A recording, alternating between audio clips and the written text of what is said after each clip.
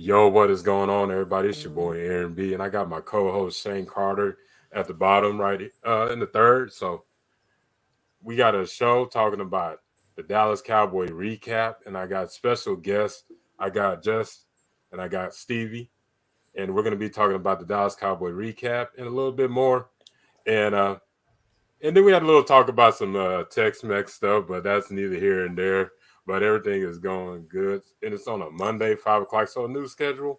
But let's get into this. Hold on. We gotta show our guests some proper respect. Yeah, That's co-host of Girls Talk, Boys Talk, as well as part of the Blogging the Boys Network, Jason Navarez, and lead writer for the Landry Hats, as well as one of the lead producers from Paris, Texas, Mr. Steven Johnson, in the house. What's going on, guys? yeah. I was waiting for you to bring the energy in, Shane. So that's what I was doing right there. I felt like that was, you know how in boxing they like have their little like walkout? That's what it felt like I was being introduced at. So I feel really pumped up now. Yeah, he got that broadcast work. So yeah. Oh yeah, like in broadcast, I overdo it even if it's like a real slow game. Like I'll make it seem like it's a Super Bowl. You never called a baseball game then? Oh, I've called baseball games. I've called like pretty much any sport in Texas that they will broadcast, and the NFHS says, "Hey, can you do this?" Absolutely, I can. Even if I've never called it before. I once called a field hockey game that I had to drive out to Houston to do. I had to learn the rules the day before. I figured it out, and lucky enough, there was only like 20 people watching, so it didn't matter. But even still, I brought the heat. Those many people felt the heat. I just feel it. I just know they did. I want to hear you at a little league of baseball game. To be honest with you. Oh, I feel like they would tell me to tone it down, and I couldn't do that. Like a little too spicy. Well, see, I have done like the announcer work. I'm talking about the actual broadcast stuff, and usually like I tell the broadcast like, "Hey, I'm gonna get loud. I'm gonna do this. I'm gonna do that." So you might want to turn your mic the other way because I'm gonna be in my headset. Like, I mean, anyone who's ever had like a mic in front of them for work or a headset or whatever it is. Jess, I know you worked with the Stars. I know you've been to the Star itself. Steve, I know you work in radio, so you know that like if there's going to be some sort of outside interference, you got to make sure your mic is pointed one way if you don't want that stuff coming in, especially if it's got a bad diffuser. Look, here's the thing. I just am always conscious, like the mic is hot, right? So whenever there's a mic in my vicinity, I'm just like extra careful about it because I don't know. You catch me on a bad day. I don't know what cuss word I might throw in there, and like no one. Do you have bad days? You always seem so sweet and happy. Wow, I have bad days. Like I have bad days sometimes to where I'm just like nobody talk to me. Phone is on DND. And that's it. Like. The world is not going to hear from me unless your name is Taylor Allison Swift. That is it. Like, that's the only person that will hear from me if she were to ever reach out. But other than that, yeah, no. I mean, I don't know. Look, when you have a mic near you, isn't it just one of those things where, like, you just kind of watch it a little bit more? Or do you just not have that filter? Do you just say, like, what do kids say now that's, like, equivalent to YOLO? Because I'm a millennial, so, like, I'm stuck on that. But what is, like, the newer term for that? Do they still say fleek?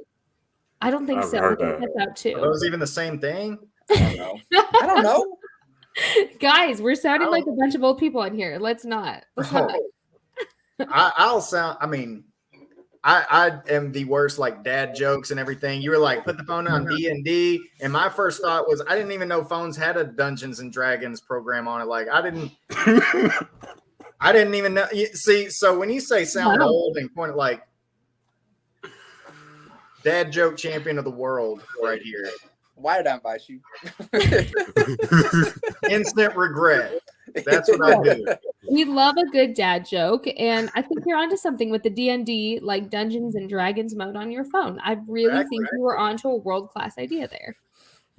As long as I get some cash in exchange, that's all I care about. Whoever wants the idea, they can take the idea. Just remember where it came from. Man, I almost forgot what we were talking about today, but we're doing this draft. So we're going to do a little breakdown on the draft. So we're going to get into the first round pick we have in Mozzie Smith, who I'm surprised we even drafted because it's been since 1991 since we drafted a defensive tackle in the first round. I don't know if y'all were even born in 1991. I was a little child at that time. I was not even one yet. Just to put in perspective how long it's been since we had a defensive Let's tackle. not ask ages on this show. I That's was why. not born yet. I'll just say I was not born yet. I That's wasn't even thought of or even an idea at that point. Yeah. That's why this. Jess is old and young enough. right. I was walking. That's about all I was walking. Not very well. I was doing it. doing. That's all I could tell you. I was doing at that time. I was so shocked by the Mozzie Smith pick. One, I liked it because I thought he was going to be. I was going to be a top 20 pick anyway. And I really think if Jalen Carter wasn't in this draft, Mozzie Smith is probably the walk away top rated defensive tackle in the draft. It's just because, like Aaron said, the Cowboys don't really value interior defensive tackles like everybody else does. They usually prefer to get those guys on day 2, mostly day 3, develop them, have a veteran start, and then develop your rookies throughout their 4-year contracts. But with Mozzie Smith, it really kind of like put on notice how much they really wanted to emphasize the run defense. They re-signed Hankins, they re-signed Van Der Esch, they signed Mozzie Smith, and they got another draft pick in this draft, which we'll talk about later, that also emphasized the run defense because they realized that was a big weakness on this team last year. And again, it's away from the norm. I didn't see it coming, but I actually really love the pick. Yeah, I love it too. And a big reason is, the last 3 losses in the playoffs for the Dallas Cowboys, they've given up 550 rushing yards in 3 games. Now, this last one, that is a little bit of a interpretation because this last game against the San Francisco 49ers, they gave up about 110, 113 yards. So it wasn't terrible. But before that, it was like that game that 49ers the season before, 170 yards, and then against the Rams in 2018-2019 season, they gave up 270 rushing yards to the Rams. And, after that, I think that you finally get Dan Quinn, who, by the way, can we all agree that Dan Quinn runs the show? I mean, after that draft, it's pretty much understood who's running stuff, who the alpha in the room is. In Dan Quinn, we trust. In Dan Quinn, we trust, baby. And so I'm very, very glad that they drafted a guy like Mozzie Smith because it shows that they are not just dedicated to running the ball on the offensive side. We hear them talk about that often, but also they're dedicated to stopping the run on defense.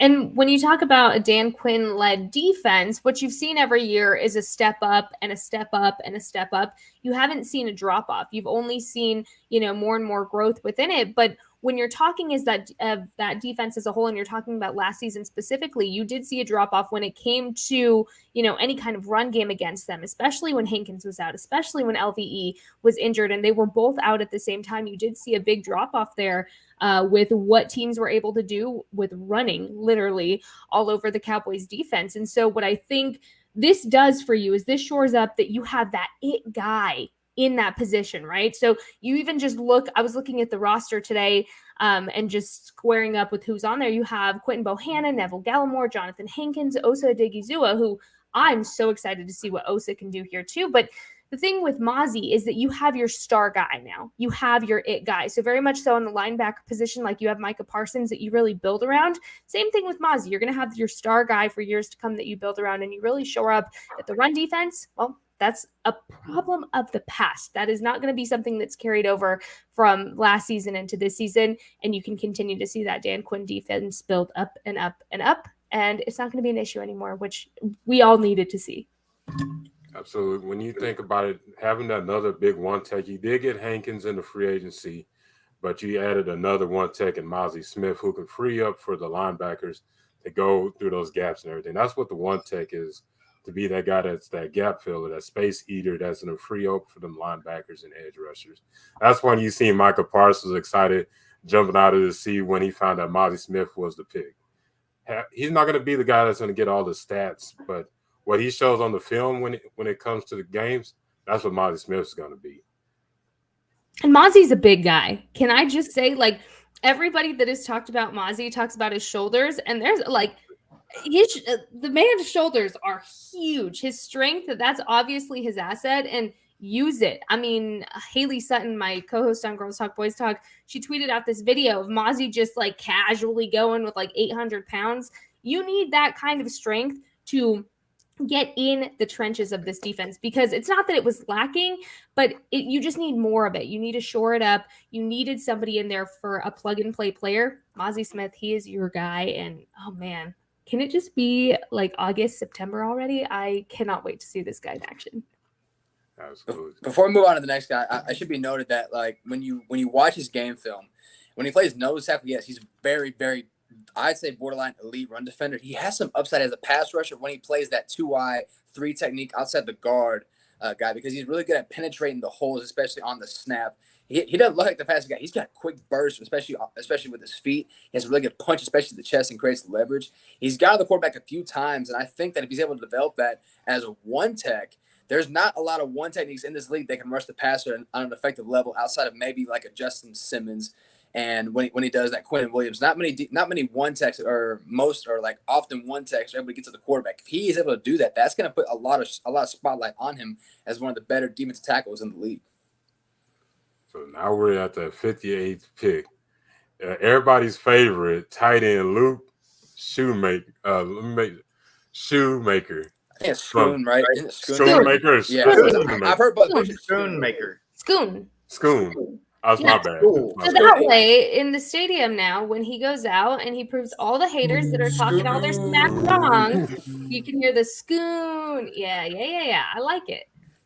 You know, I have mixed feelings about this pick just because to me it felt like a reach pick. They saw the run on tight ends coming. All their top 10 started coming off the board, and at the time of their pick, the only tight ends left that were really, I think, in real consideration were him and Darnell Washington. Darnell Washington, who eventually went to the Steelers in round 3. And, you know, you look at the measurables, 6'5", 250, running 4.6 40. He's one of the more prolific tight ends to come out of Michigan in a long time. He was actually my 7th rated tight end in the draft, and I had him as a late 3rd, early 4th round pick. So the value is a little off, but not so much that it's just like, you know, it's a ridiculous pick. And his best attribute coming out of college, like right away, and is definitely his run block. And he's a developed run blocker. At Michigan, especially in Big 12 schools, that you are going to be a run blocker. And since Mike McCarthy emphasized that that's what they want to do, they want to get back to run a lot of zone plays, a lot of running the ball, a lot of outside carries. And that's something he's actually excelling at as a tight end. I think coming in, I don't expect him to really supplant Jake Ferguson. I think Jake Ferguson is still the tight end's best, the Cowboys' best tight end. If Jake Ferguson was in this draft, I thought highly of him last year. He probably would be my 2nd or 3rd tight end in this year's class. But I do like the idea of 2, underrated athletic tight ends in Ferguson and Schoonmaker as your top 2 running tight ends, because while Hendershot's a great downfield option as a receiver, he still has to develop as a blocker before they can fully trust him to be a 3-down tight end. I think that's where the mixed match of all 3, even 4 of their tight ends, is going to come into play, how they use the rotation. And I think Schoonmaker, at the very least, gives them depth at a position that wasn't a top priority, but it was like an underlying need that they needed to address. Yeah, and I think that something that you have to keep in mind is the skill set. So when you talk about a rotation, I think it's more so going to be, what are we asking of these guys on this particular play? Because if we want them lined up in line, then that's probably going to be Jake Ferguson and Schoonmaker if you're talking about a 12 personnel. But if you're talking about a guy who's splitting out a little bit, that's where your Hendershot comes into play to try to get a matchup on a linebacker or a safety, get something favorable there. And that's where Hendershot, you mentioned his ability to go down the field. And so I think that it would be less of a rotation and more of, okay, we're about to go run behind these guys. Then Ferguson, Schoonmaker, those are going to be our guys. And then if you're looking to attack downfield, Hendershot's going to be in the mix, and you can kind of pick your poison between Jake Ferguson and Schoonmaker. Probably Ferguson first. As we know, that was well noted pre-draft. It takes a little bit for tight ends to kind of get acclimated into the passing game at the NFL level. But nonetheless, yeah, I know people felt like this was a reach. I also am curious about the health of all these other tight ends and how that kind of caused everything to fall on day 2. Because one thing that wasn't talked about pre-draft but got suddenly brought up during the draft is, you know, we knew about Dalton Kincaid in the back. Okay. Michael Mayer seemed like he was the only guy who really had a clean bill of health. After that, you find out, oh, Laporta has a little something. All right. Darnell Washington's is kind of, causing him to drop quite a ways. And then you look at Musgrave. He has a notable injury history. And then on draft day, you're like, oh, snap. A lot of these guys have some medicals on them. And so I wonder if that sort of thing, even though Schoonmaker also has medicals, if perhaps how they evaluate those medicals in terms of how serious they are, how impactful they can be to the player, maybe moves him up the rung a little bit. And then you also mentioned the run on tight ends, of course. And it's going to be interesting to see how he's really implemented into this program. You know what I really liked is Mike McCarthy mentioned after day 2 of the draft in his press conference that he sees this option with Luke being giving him the freedom to become more versatile and just more creative overall with your tight end room, because it's strong already. But it's been echoed over and over again this offseason that losing Dalton Schultz was a bit of a bigger deal than people want to think it is. I mean, Dalton brought you, your it factor of he was really Dak's go-to guy. And so I also was comparing kind of Schoonmaker and Dalton Schultz in a way just to see like how he can pretty much come in and be a plug and play guy and maybe fill in some gaps that maybe Dalton had that maybe like Jake Ferguson doesn't have or Peyton doesn't have. And what I think you get out of a guy like Luke is really, he's basically the same size as Dalton Schultz. He weighs a few more pounds, but other than that, he has the same size. He's really speedy. He's very versatile at the line of scrimmage, which is something that is just kind of a common reoccurrence that you saw throughout this draft, is the versatility there. But what I like about him is he creates separation, which we know that has been a big issue within the Cowboys offense last season, is not seeing enough separation, not just with your tight ends, but your receivers as well. He has that ability. He's speedy. He's good with his hands. The only thing is that I saw people talking about was his age. He's going to be 25 by the time the season rolls around. I don't see that really being a big issue because health-wise, yes, he does have some injury history there. Health-wise, he looks great. The Cowboys medical team, I mean, they're going to take care of him. They're going to make sure he's good to go. And this is all stuff that, again, the scouting team puts out well before the draft even comes around. So I wouldn't be worried about the age factor or even the medical history there, because I think he's just going to be such a plug and play type of guy for your tight end room. And he matches the mold. He matches the mold of what's already in there and what works. The problem is that we just didn't see enough of what was actually going to work with the tight end room because they weren't utilized in the play style or in the scheme last season. So you're now working with Mike McCarthy calling the plays. I think he's going to be utilized and he's going to be a pretty good asset. I don't see him being tight end 1. I think that's rightfully Jake Ferguson's spot this season, but he is going to be a clutch guy. Yeah, absolutely. I just see we're going to do a lot of more. That's what I'm excited to see. And another thing about him, he plays with more physicality after the catch than what Dalton Schultz was. Dalton Schultz a little more finesse, but when it comes to Luke Shoemaker, he's got that physicality, the Big Ten tough.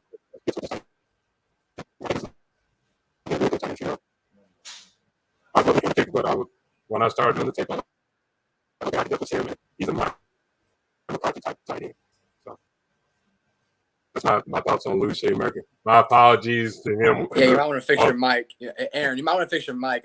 I'm hearing a little staticky, kind of blocking your voice. Unless it's just my headphones. I don't know if sound very Darth Vader-esque. Yeah. That's some of my voice too. That's impressive. You should take that on the road, man. The next pick was actually is everything good now? Pick.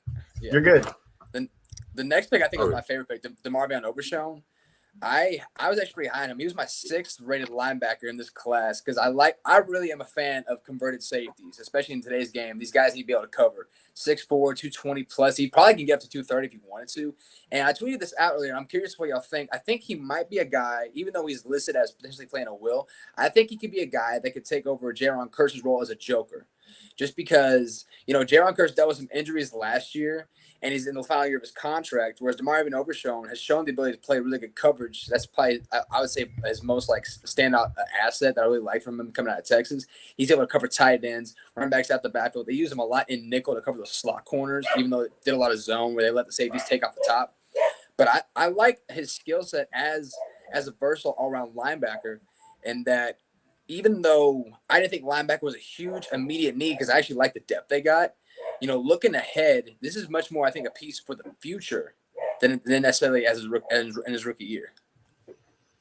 Yeah, I think that it's going to be interesting to see what they do with Jabril Cox, because remember, he was brought in as kind of that coverage linebacker. This is a particular skill that he's really good at. And for whatever reason, I don't know, it just hasn't, come to fruition the first couple of years. We saw him get on the field very briefly as a rookie. Then he got hurt, and we haven't heard from him since, largely.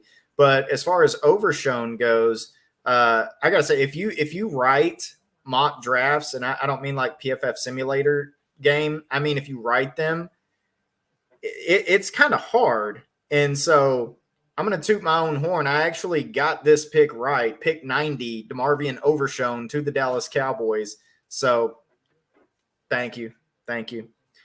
But the reason I picked it is because it just screams Dan Quinn. And that doesn't mean he's got to be a first round pick or anything like that. He's new to the position. He talked about his coverage ability. He was a safety before he was a linebacker. Texas converted him to linebacker after his first couple of seasons at 40 acres. And so he's relatively new to the spot. So when people have, maybe a little bit of an issue with how his game is here, his tackling down around the box, and, these types of issues, I think you just need to give the guy a little bit of time to acclimate to that style of play, coming down and playing some more linebacker than he even played a little bit of corner at one point. And he just kept kind of getting bigger and bigger in the weight room. And now over 220, around 6'3", long arms. That's the type of thing Dan Quinn wants, as we know. And so I agree he can be kind of that hybrid guy, that joker type position that you're talking about.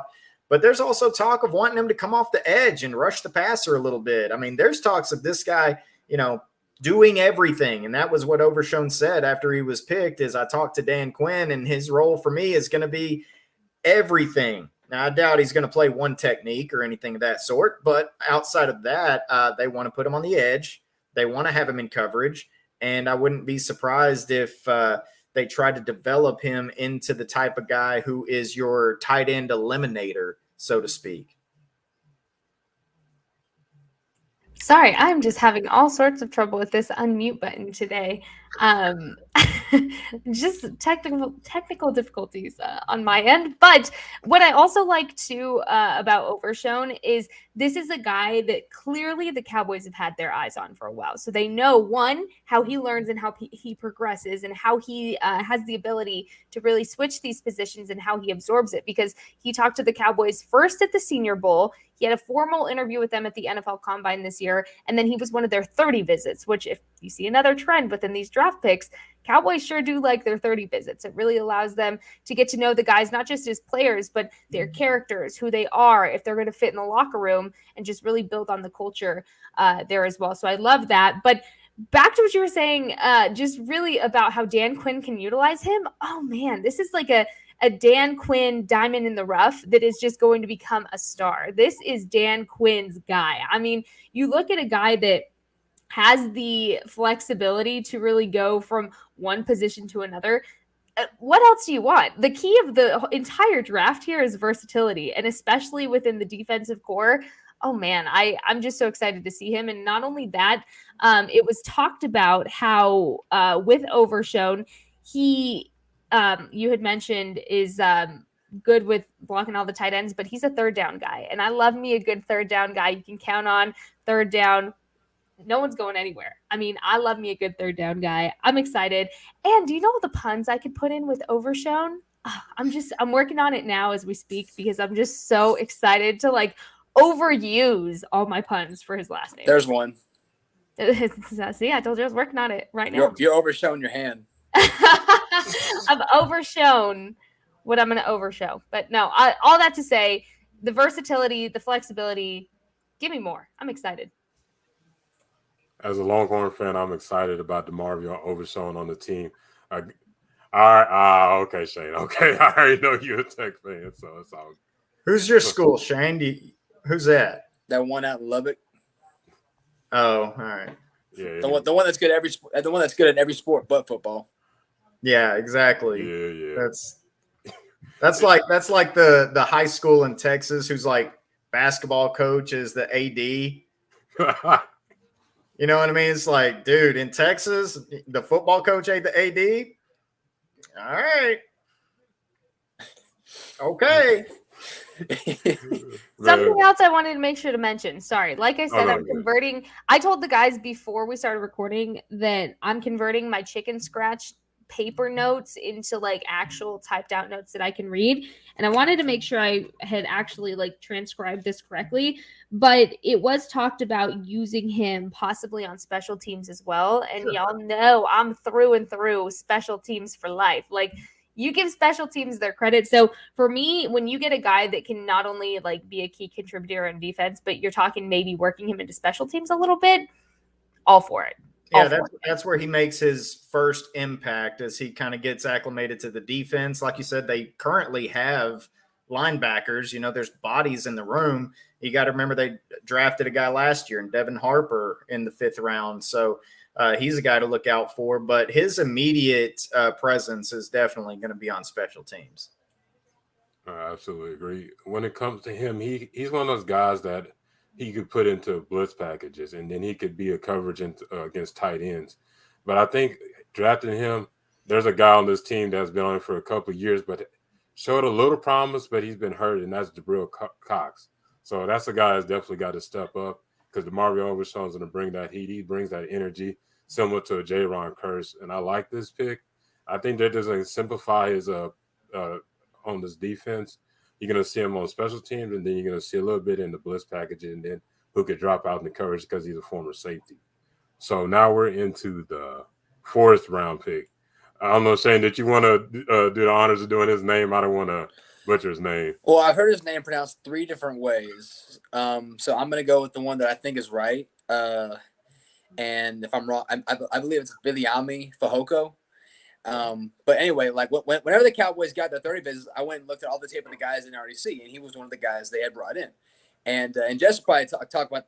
I know knows him as well. And Aaron, when we had Katie Drummond of the Cowboys Wire and Jay Tuck of Cowboys Fans Only on our show, he was one of the guys we picked because he emphasized something that the Cowboys really need. That was run defense on the defensive line.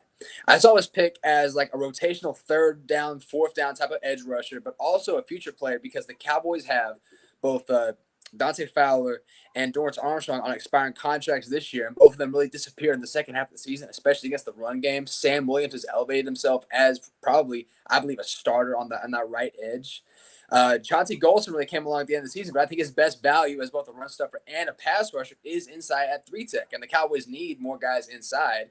And I think right now he'd probably be that 4th guy on the interior anyway. He's better off doing that. Whereas Fehoko, I think, takes over the Golston role of playing a special teams guy as well as a 3rd down, 4th down, short yardage guy on run defense. He showed some promise as a pass rusher his last 2 years. He didn't really have a whole lot of like whole lot of effective like swim moves or anything like that. But he's very much a power type of blitzer kind of guy at the edge, but he definitely has like that strength that you want, especially when he's kicking out the tackle, hold himself in place to stop the run. And I think that's something the Cowboys really covet, guys who don't have to necessarily make the play but know their job. And a Dan Quinn defense, he loves to use rotational guys who can play all around the defense. Fehoko fits that bill. Yeah, similarly to how they brought in Chauncey Golston, thinking about playing maybe some 6, but mostly 5 technique, 3 technique.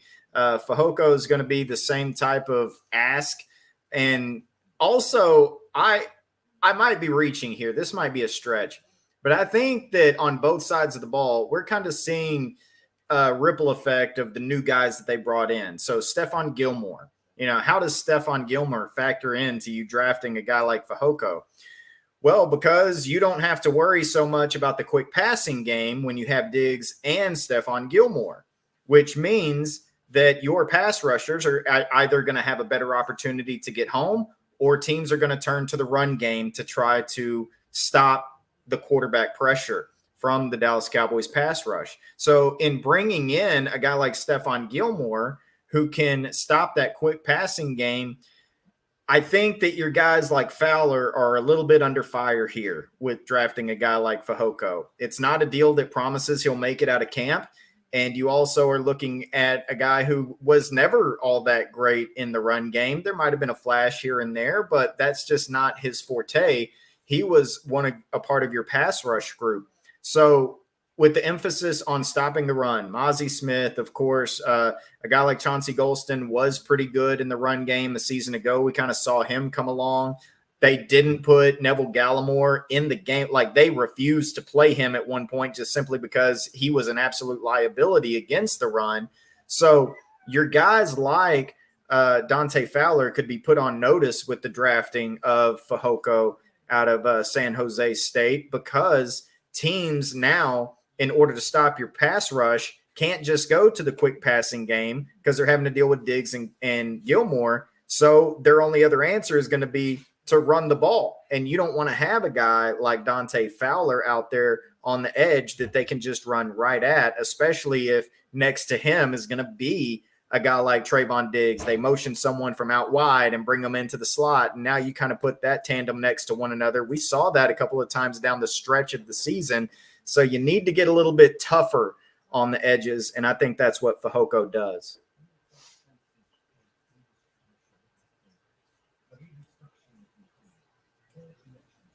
We can't hear you.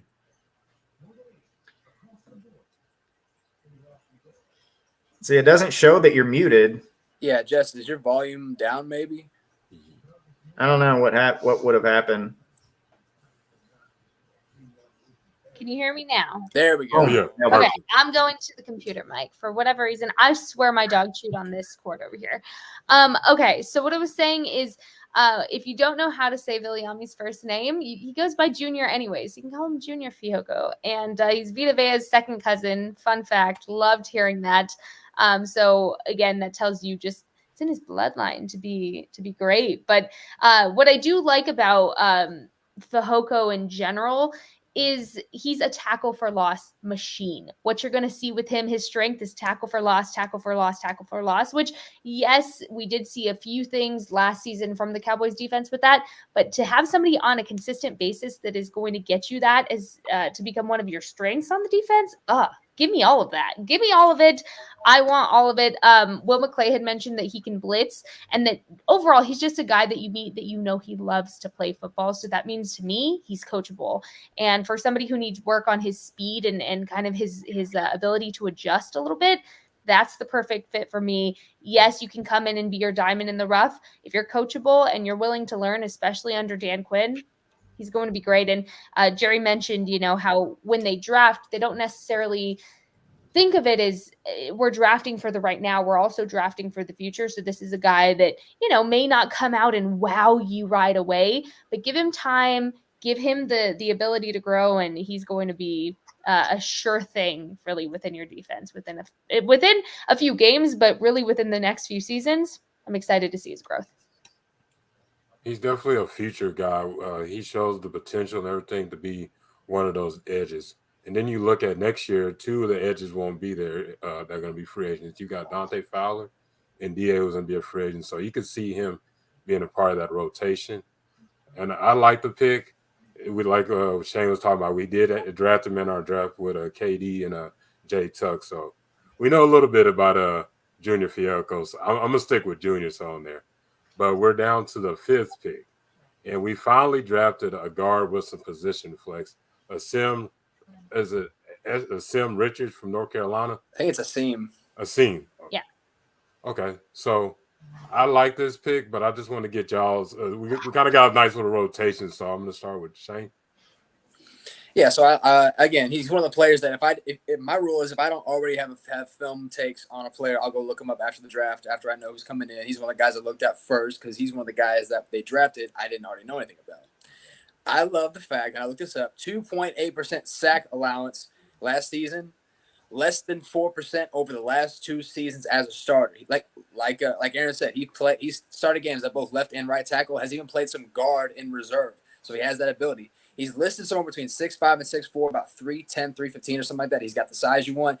Great pass blocking set.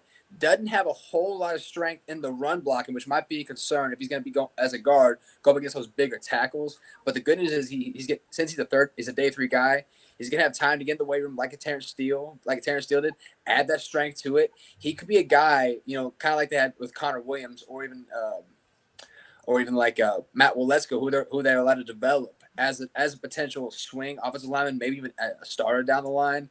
And considering they needed offensive line depth because they have guys on the offensive line who we know have injury history, and one in particular we know will miss time, this team cannot get enough offensive linemen. Yeah, and the position flex, sometimes I think that they look at a guy and go, all right, well, at the next level, it's just going to be this, and I think that Richards might be that. I think they bring him in and just automatically start working him at left guard. Obviously, Tyron Smith is there. If you look at the contract and the way they structured it, they finally are preparing for the inevitable, and it's showing in the contract. A lot of people are like, move on from him. But if you can work a deal out where it's based on the amount of time you play, the number of snaps you play, all right, we'll take that. Behind him, you mentioned Matt Waletzko. I think they love that guy. I really think the Dallas Cowboys absolutely love Matt Waletzko, and it's going to make it interesting because is Tyler Smith your left guard or is he your left tackle? Are you planning on playing Tyron on the right side? Is Terrence Steele as healthy as he can be? So where does Richards fit in? Is it kind of a development thing like you were talking about? Also in the preseason, they brought in Chuma Edoga, a guy they tried to trade for from the Jets last year. He's here now. They expect him to be a guard. So this is really the one spot. Everybody's talking about the new age Cowboys, how they approach free agency and all these different things. Left guard is the one spot where I'm kind of like, did you maybe do it the way you used to do it, where you just went and got something cheap and then, you didn't really address it, but hey, we got the bodies there? Or what is your plan? And that's the difficult thing about this offensive line. And, you talk about Richards and how he's going to be a part of it. And you can never bank on a 5th round pick giving you great production early on. And if he's forced into action, then it's either going to be based on he's ready and he's, Deron Bland last year, forced into action, dude balled out. Or maybe not such a great promise from a 5th round pick being thrown into the fire, So I'm not very confident in the left guard spot unless it's something like Tyron and Tyler Smith. But if it's Edoga or Richards or Josh Ball, remember they moved him from tackle to guard. They announced that a little bit earlier before the draft. I like the pick as a developmental thing, but it's the one area where I'm like, kind of wish this had been addressed a little bit earlier. I think with Richards, what you see him as more as a guard in this sense. I obviously can play as tackle or guard, but I think you're going to see him more in the guard type of area. Which side? We don't know, but that really goes for the whole O-line right now. Who's playing where? We don't really know. But what I like about him is he gives you that flexibility because he's played guard, tackle. He can play on the inside, the outside. McCarthy even mentioned how he could play at center if he needed to. So he's definitely a developmental guy. But really, when you look even back to last season of Tyler Smith and how nobody thought he was ready to go, and right even before preseason had started, you were at training camp, and Mike McCarthy had said, well, where things stand right now, I don't really see Tyler Smith being a starter at the moment right now. Down goes Tyron Smith, and then here we go with Tyler Smith just proving everybody really wrong for what they were saying at that point. So for me, I never count out these guys, especially with what Tyler Smith had to learn over just the course of last season alone. I don't think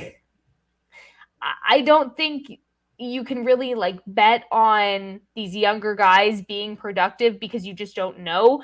And you feel more comfortable, obviously, in like a veteran player, like we saw with Jason Peters last season, very comfortable with that. But obviously his age, he couldn't take all 40 snaps in a game here. But I don't know. I'm excited to see what he does. For me, when we're talking about O-line specifically and just in general, seeing what Tyler Smith was able to do gives me all the faith that they can bring in a guy and make him very teachable if he wants to be coached. And I think, again, that just separates Tyler Smith. He wanted to be coached, and he was. Now, will Asim come in and do the same thing? We'll see. But I think you see him play more guard than anything else. Since we're short on time, I want to get into our We did have a trade in this draft with getting Eric Scott, a cornerback out of Southern Miss, kind of a guy that a lot of people didn't know, but I wanted to get y'all's perspective on Eric Scott Jr. Since you're right, we want to get this short and sweet. I'll go and touch on both 6th-round picks, Eric Scott and Deuce Vaughn. Eric Scott was a guy, again, I didn't have any film on. He's a guy, though, I looked up. The 4.7 was concerned until you find out there was a hamstring issue. And then apparently at some private workouts, he actually ran a low 4.4 40 for those who really care about the 40. I see him as a primary special teams guy if he does, in fact, make the roster. I think he's a guy that pushes guys like Kelvin Joseph and Rashad Wright for that final spot. Because right now the Cowboys have 5, maybe even 6 guys at cornerback they really like. 7 if you count C.J. Goodwin as a special teamer. So he might not even be necessarily a roster lock, especially with someone like if you think about the cornerback position, Trayvon Diggs, Gilmore, Jordan Lewis, Deron Bland, C.J. Goodwin is your special teams guy, and then you have someone like what's the safety's name? Safety who played cornerback last year. I can't remember his name. Mukwamu? Izzy Mukwamu. He has a position flex. I don't know if they keep 7 cornerbacks. Scott is right now in competition, I believe, with Wright and Joseph for that last cornerback spot if it's available. Deuce Vaughn right now, I ain't gonna lie, I got a little emotional hearing the audio with his dad. And Deuce Vaughn was my 8th rated running back. And it really had nothing to do with the size. I love his burst. I love he's actually a lot more physical. He's really bottom heavy. He's got really strong legs, especially on outside zone runs. And he's a guy that once he gets past that first level of defenders, the defensive line, very few times. So I don't know why I cut out there, but he's one of those guys that you just really, really root for. And he's a guy I think is going to be utilized in the passing game, especially. I saw someone compare him to a Tariq Cohen, which I really liked as like a strong, lower-level guy who can catch the ball out the backfield and be used all over the offense. I was a big fan of the pick. Yeah, as far as Scott goes, like I don't know much about the player. Haven't had a chance to look at him, but just looking at the numbers, the measurables, Dan Quinn guy, and that's why I said, look at this draft and look at what you feel the Dallas Cowboys have needed, and you kind of get a sense of who carries some weight for the Dallas Cowboys coaching staff. But Scott, he has the look of a Dan Quinn type of guy, 6'1", 6'2", over 200 pounds, long limbs. So I also think that there could be some competition for C.J. Goodwin. I know they re-signed him, but a guy in his position who is a specialist, if someone can give you what Goodwin does on special teams, but also contribute or look promising on defense, then I mean, we'll see. But you mentioned Wright, you mentioned Kelvin Joseph, those types of guys. Yeah, it's a crowded cornerback room, and they just got to find the depth. As far as Vaughn goes, it was funny. Brian Baldinger tweeted out a video about Vaughn a little bit earlier today, and in one of them, he goes, look, he's practically walking through the offensive line, and that's kind of how he's picking his holes and following the blocks that have developed in front of him. And it did. It looked methodical. It looked like a guy just kind of wandering through a maze. It didn't look like this big bursting kind of – so it just goes to speak of how well he knows the position. The pace in which he runs with is very important. It's something that people don't talk about a whole lot with running backs and wide receivers, but the pace that you approach on any given play is very, very important too. The ability to catch passes out of the backfield, to run routes, the ability to take the ball in between the tackles. Is he going to be able to do that at his size? Is actually being that small an advantage when trying to do that? I don't know, but I know that they want to get him the ball in a lot of different ways. And it'll also be interesting to see if he contributes as maybe a kickoff return guy as well. Yeah, so starting with Eric Scott Jr., I started watching some stuff on him today, and what I did notice just right off the bat is that he can diagnose the run and the route very well. He can diagnose it pretty quickly, so I appreciate that. I like that, and we learned very well we can use some depth in the quarterback room. We learned that very quickly, so any guy that gives you depth, he's a big guy, he has the wingspan.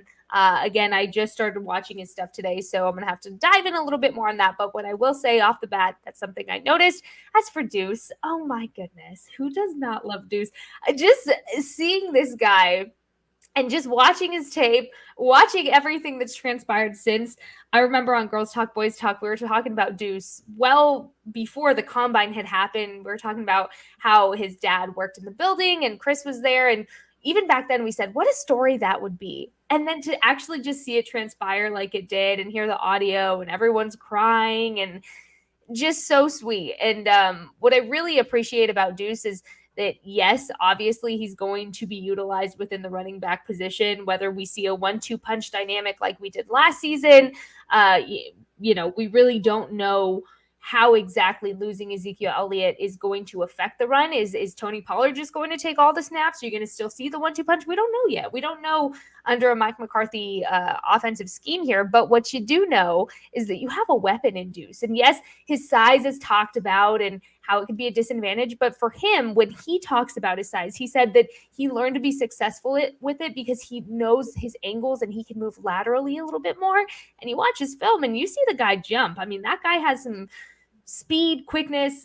I'm all for Deuce 100%. And what I really, really appreciate about Deuce as well, and you were talking about maybe contributing him on special teams, is I'm through and through all for Kevontae Turpin.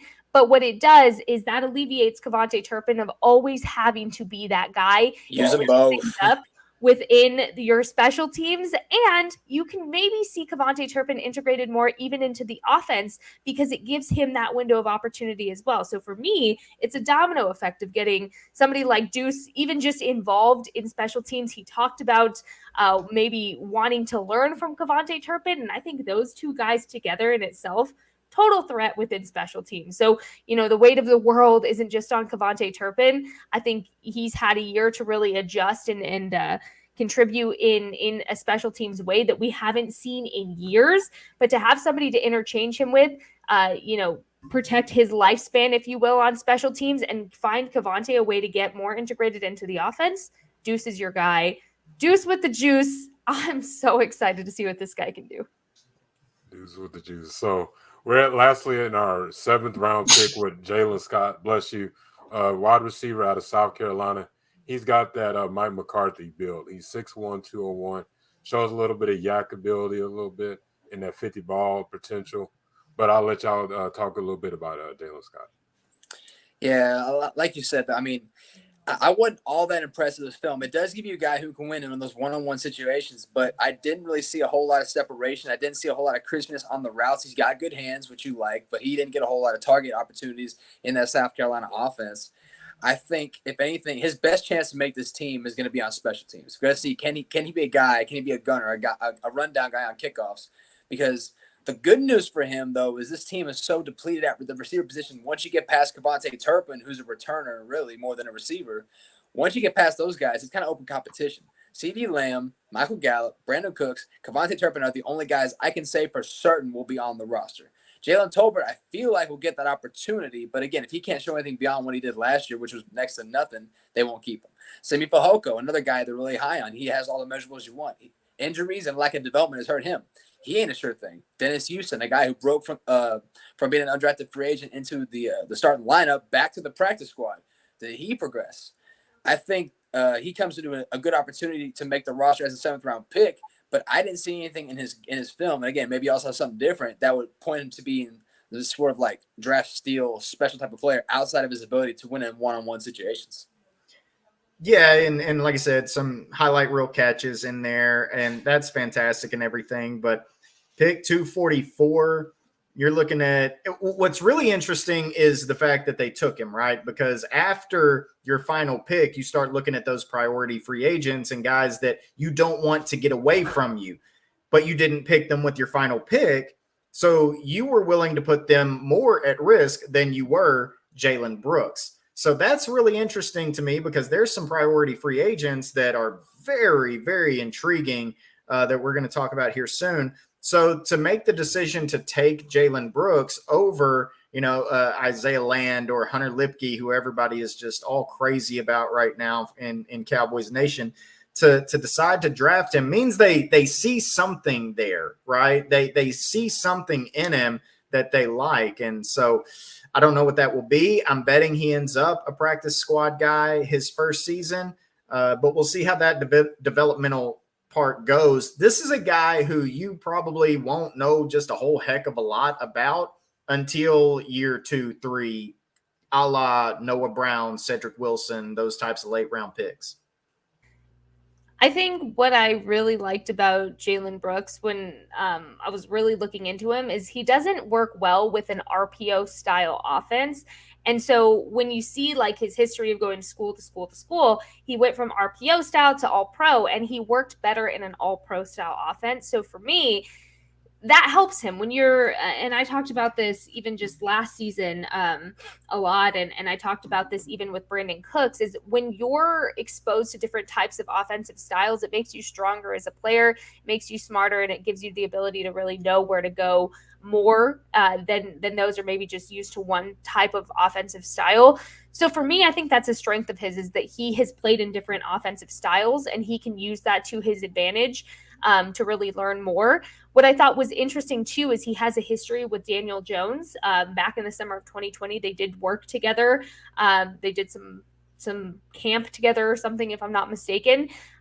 So for me, yes, Daniel Jones is not a great quarterback. He's not elite. He's not a top 10 quarterback. I know that. But for him to have already gotten that work in with Daniel Jones and Daniel Jones giving him pointers, also kind of a good little head up there for him. So I'm interested to see what exactly he can do and how he can fit in this wide receiver room, because it is very stacked right now, which is just ironic considering, you know, even at the end of the season, we were all saying, well, we need more. And now it's just kind of becoming a little bit too stacked to where you don't know how you can integrate all these guys. But I'm interested to see what he can do. And again, if it's a special teams place, I'm all for special teams, guys. All for it. This is looking at on the UDFAs. It's going to be this receiving class we got coming in. It's going to be a tough competition. I can't wait to see it. I know we're kind of short on time, but hopefully we can get y'all back on to talk about the UDFAs. But before we let y'all go, we wanted to give the floor to y'all where they could check y'all at. I got the link on the Facebook, but like people that are watching on Off the Ball YouTube page and also on Twitter, where can they catch y'all at? Yeah, on Twitter, Stevie J PTX. Pretty simple. I write for Fansided Sport DFW, and I mean, yeah. So come holler at me. Oh, I said Landry hat. That's my bad. I knew it was Fanside. All good. Yeah, no problem. He's a goat. You should definitely go read his stuff. You can find me at Twitter at JessNavarez_. I am more in the podcasting realm because I cannot write. Kudos to y'all that do it, because it's fantastic work and I just do not have the attention span for that. But you can find me, like I said, on Twitter, and then I'm also on Girls Talk Boys Talk on DallasCowboys.com every Thursday morning for the off-season edition. And then, of course, on Blogging the Boys, you can find me the Writer's Block that airs every Tuesday, and then Dallas Cowboys Daily, which airs Monday, Wednesday, and Friday. Putting in that work. And thank y'all for being on. Hey, Shane, do you want to do the outro saying tacos and touchdowns? Peace, man. No, man, you're the host. Go for it. Show me that confidence. Show me that baritone. Let me hear that Darth Vader voice. Come on. Yeah. Yes, sir. This has been Tacos and Touchdowns. Y'all have a good night. Peace.